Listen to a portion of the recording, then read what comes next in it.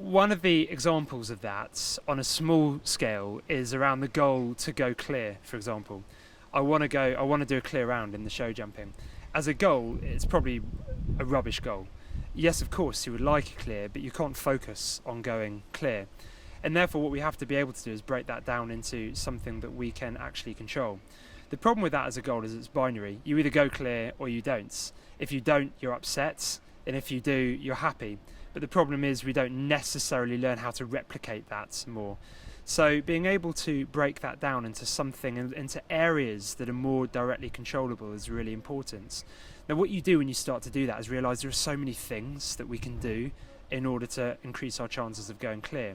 So then it becomes about prioritising. We can't do everything at once, but we have to trust the brain in these circumstances, because if we often focus on one thing that we can control and do it well, a lot of other stuff goes well as well. Whereas if we're worried about going clear and we have the first fence down, we've already failed, and therefore we lose the ability to stay focused.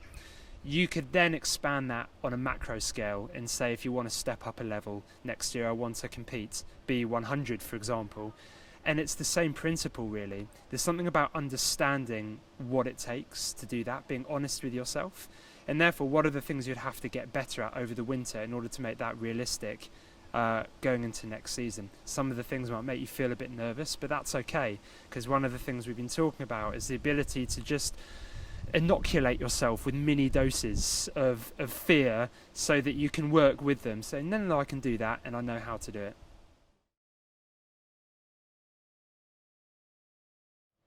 So a lot of sports psychology is always focused on the elite. That's where most of the research has been done. One of the things I'm really passionate about is making it available to everyone. Psychology surrounds us. It doesn't matter if you're in sport or not. It's in everything we do. It's in work, it's in any hobby, any ambition, anything we want to achieve. Psychology is there, and it either helps us or it doesn't. And so unless we engage with it, we can't use it to good effect. Certainly for novice riders, it's just as important, and I love working with novice riders as well as the elites. And very often I learn just as much from novice riders, because even novice riders have their own goals. And as long as you have a goal or an ambition, then you will experience anxiety towards that. You'll get a sense of, can I do it, can't I do it? What have I got to focus on in order to do it well? What am I going to do today? How do I manage the people around me? Where do I get support from and help from in order to help me achieve those goals? So I really don't think there's a differentiation. I think that it's just as important for novice riders. However, it's just that the research has always come from elite riders, but now it's available for all.